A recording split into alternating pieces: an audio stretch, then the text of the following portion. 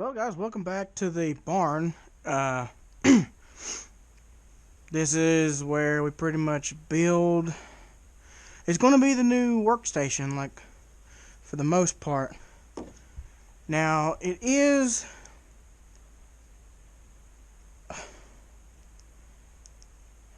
11:17. Go ahead and clear all this mess. Can't even click on the newsroom.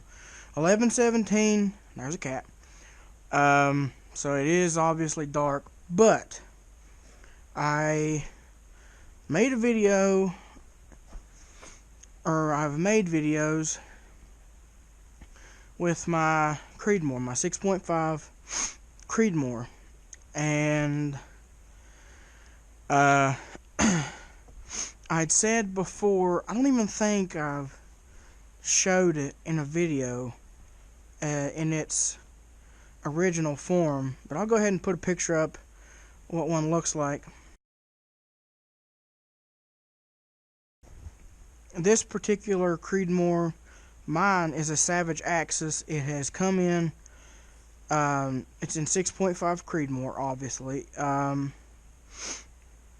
but it come with a Weaver scope, and Weaver should turn their name into Bag of Wieners, pellet rifles, or scopes, or pellet rifle scopes.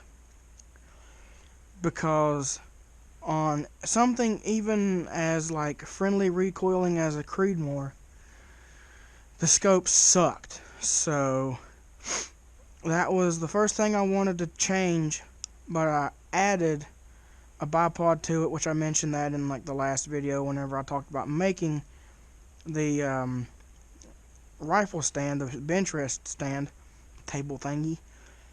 And I thought to myself, like, how am I going to make this into some, like, fancy montage? But then I just kind of thought to myself, like, it's a budget sniper. I mean, it ain't no, like, $4 or $5 grand sniper, like a Tikka that you can, like, soup them up and stuff like that, or some of those like higher end,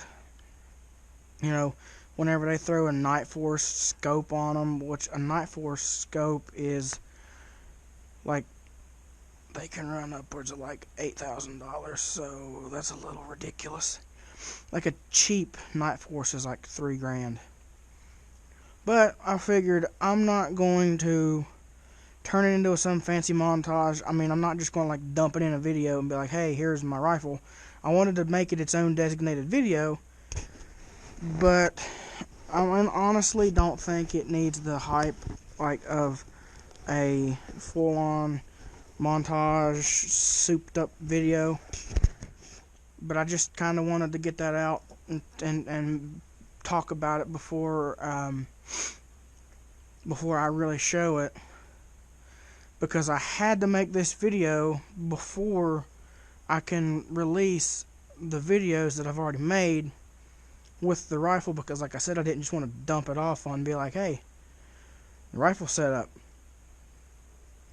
So I want to give everybody a rundown on the rifle, what I've done to it, which really isn't that much at all, but it is, in my opinion, which again, everybody has their own opinion. Some people think 6.5 is a not good hunting round, and I think you're full of crap if you think that. And honestly, I've seen several videos of moose being took down, which even with like a 7mm, you want to shoot a moose twice at least. So shoot a 6.5 Creedmoor twice into a moose, it's going to go down.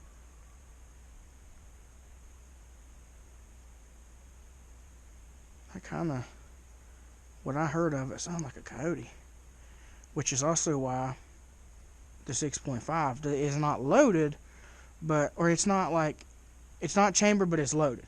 Anyway, here it is. Yeah, it's been staring at my back for like 5 minutes. But this is the baby. Quit, cat. That don't belong to you. So yeah, this is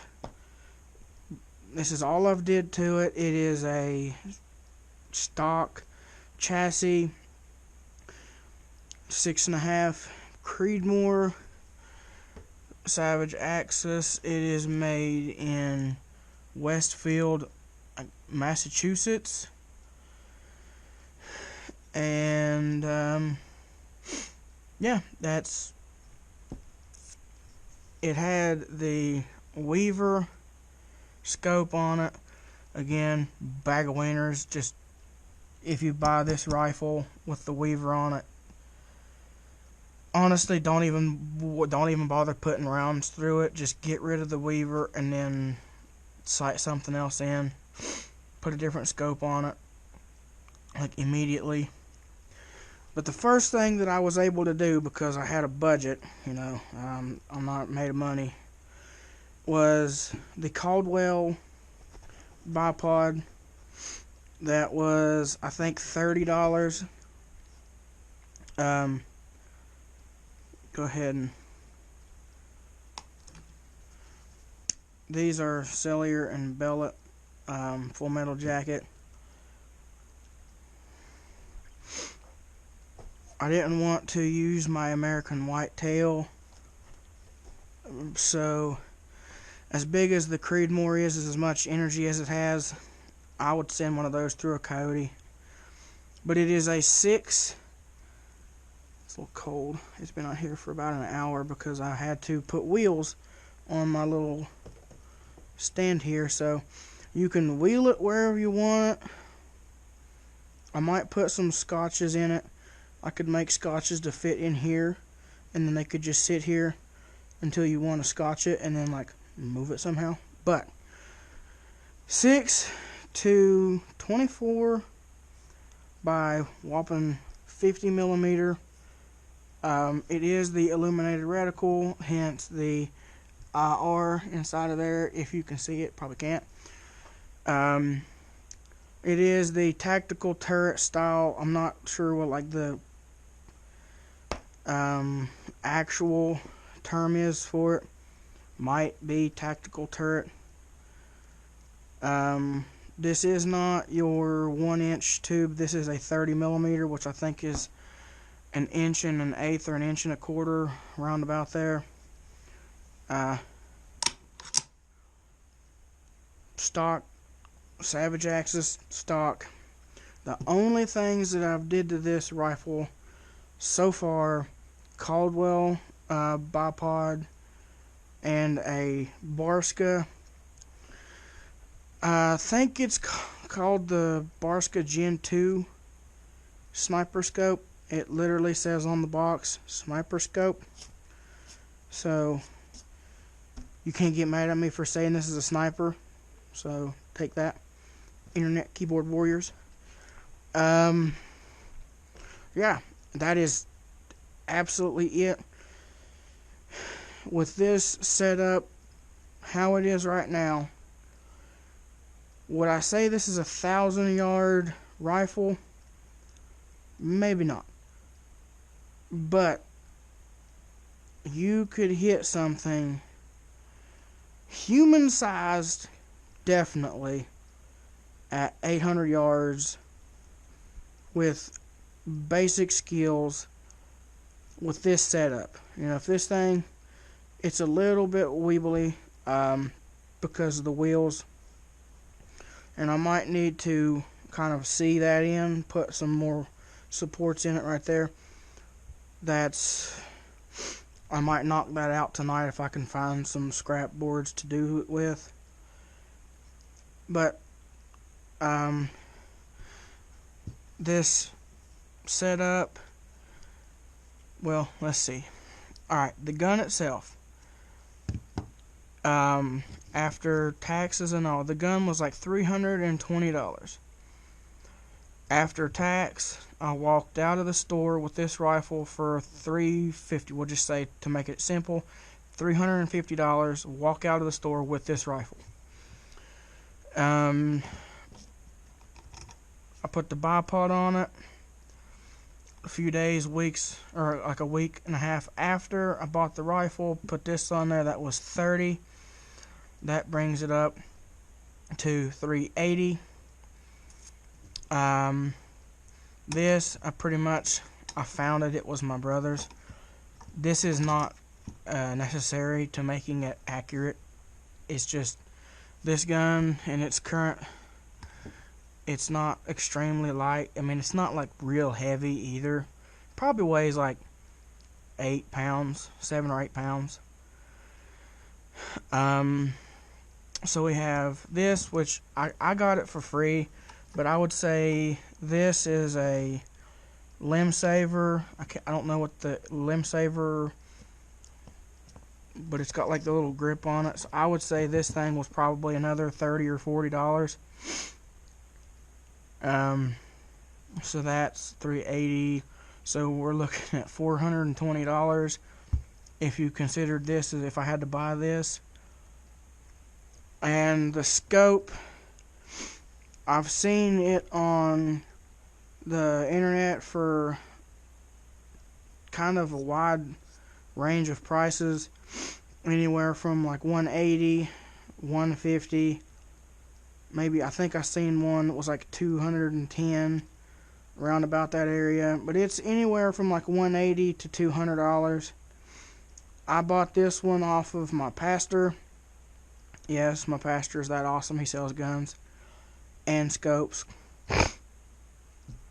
If you're in the West Virginia, Raleigh County area, and you want to check his stuff out, go to Facebook and type in B and the symbol and B, both capital B and B Outdoors, and that's his Facebook where he lists his stuff. I bought this one for $135. So we are $420, $135. We are $555. So that's 555. Don't you do it. Okay. Where'd she go? Oh, sorry for like that little like baby PTSD moment. That cat has like super sharp claws, and she jumped on my back. I was over there crouched down welding. She jumped on my back, and I'm scarred for life now, literally. So yeah, I mean that's all that I did. 24 times zoom. You can easily take a 1,000-yard shot if you had a steady enough, stable surface. The trigger, if you would upgrade, that's probably my next option. The trigger is not terrible by any means. I actually kind of like it. It's crisp, and it doesn't have like no take up whatsoever. It's a little heavy. I don't have the little bougie trigger testers, but it's a little on the heavy side. It might be for 3 or 4 pounds.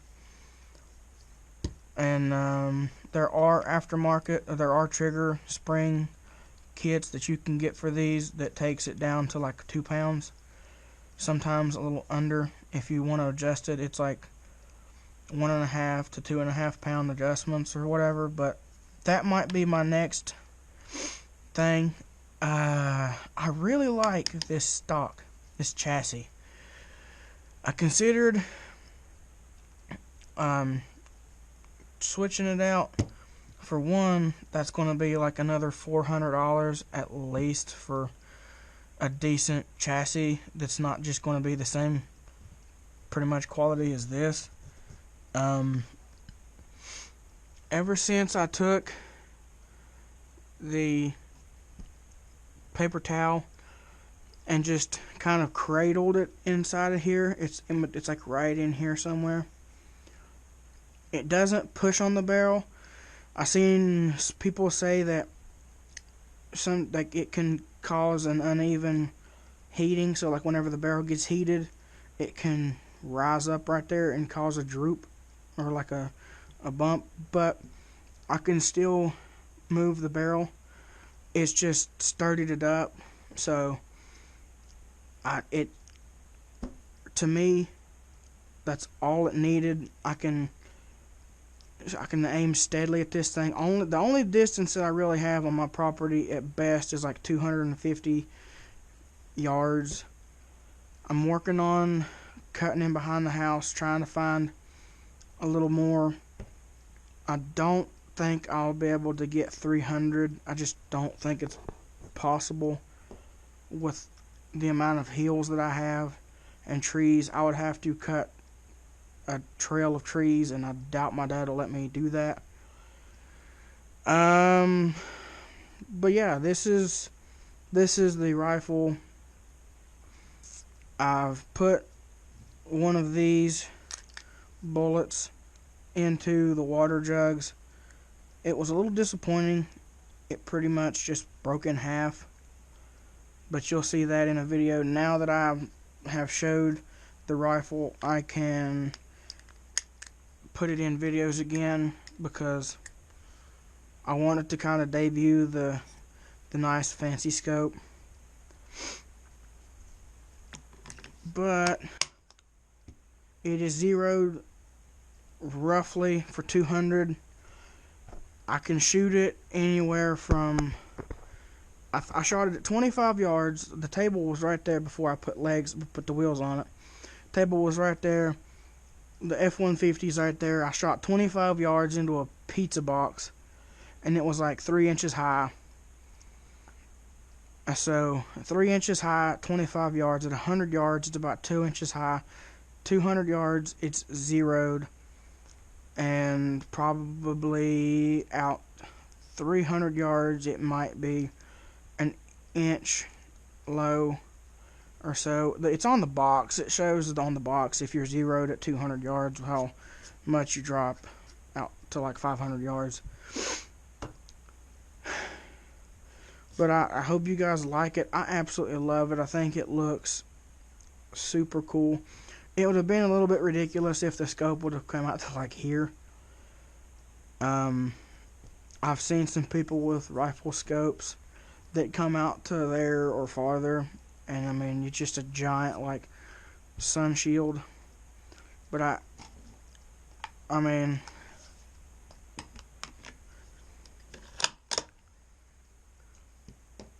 oh, quick tip to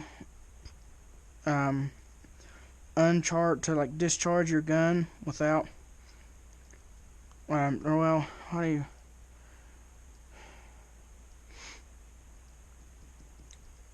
just pretty much to uncock it or decock it or whatever. Like decocker is what they call the firing pin. Like the decocker is the little button on top of some of the pistols. But do this. Put it in place. Put it up into the bolt. To make sure it's off safety, and like rag the bolt, but don't pull it out. Keep it in there. Pull the trigger, and then carefully let it down. Did you hear that? That's the trigger brake or the sear. And then if you watch, drop it down, and the firing pin is in place. The rifle is not hot of any sort. It can't go into safety. That's just a little bit of slack. It is not going into safety. I'll show you. That's safety.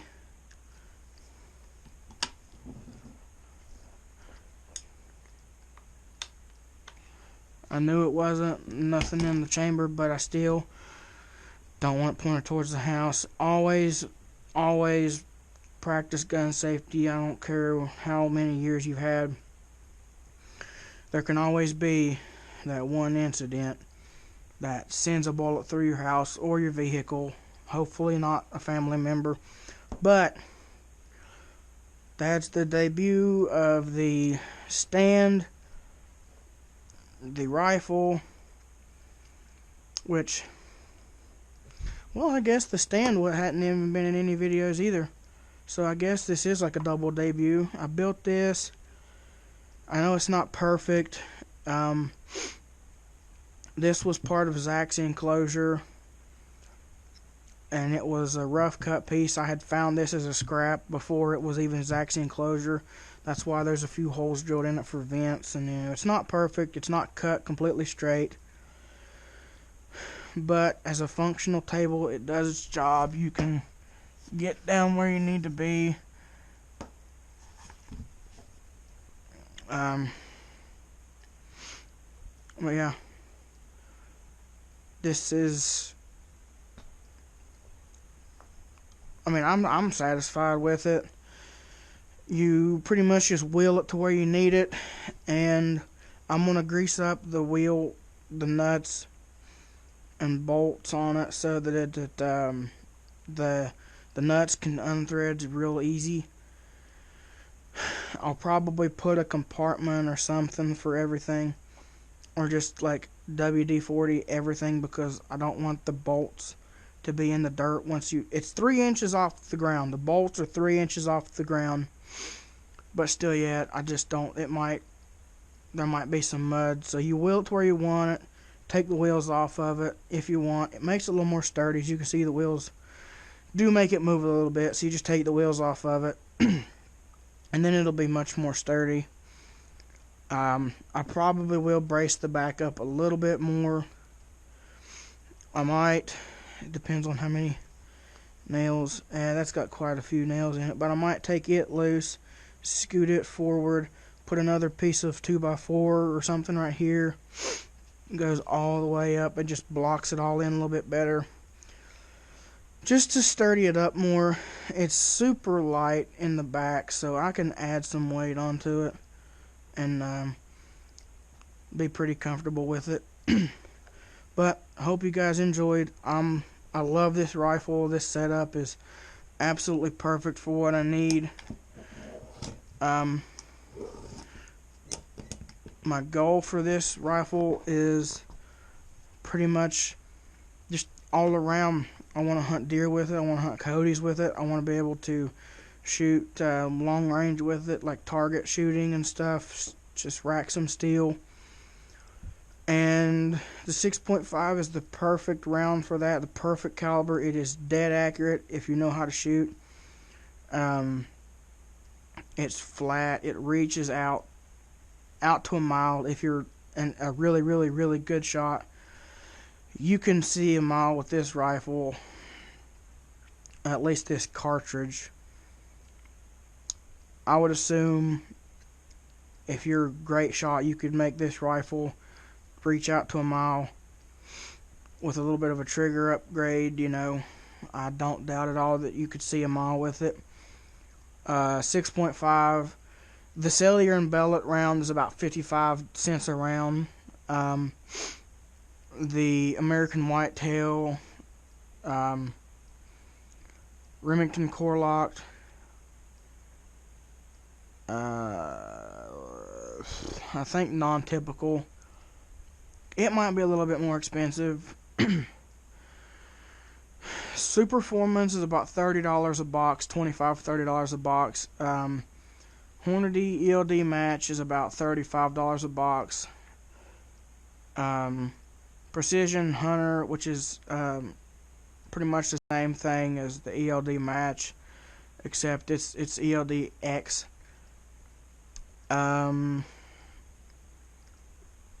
Anywhere from like just plain hunting rounds like the American Whitetail, you're looking at $1.20 a round, $1, sometimes $1.05 or 10, and then like you can get up there in the $1.50, $1.60, somewhere probably even like $2 a round. But you can stay down there in the $30, $20 hunting. I can hunt with this thing for $1 a round pretty much. Some Remington Core Locked, or some like I said, American Whitetail. So that's You know, this is my rifle. I'll update y'all on what I do to it. I really don't see myself doing much to it right now. I might get a thread adapter bolt-on for the end of it so I can put some muzzle brakes on it. Pretty much just so I can see the fireball come out the sides. You know, I like fireballs, and but yeah, I hope you guys enjoy this video. I absolutely love this rifle. I know I've said it like a bunch of times, but I do. I love this rifle. My Fade is my favorite so far, hands down. But on that note, I will catch you guys in the next video. Appreciate you for watching. Later.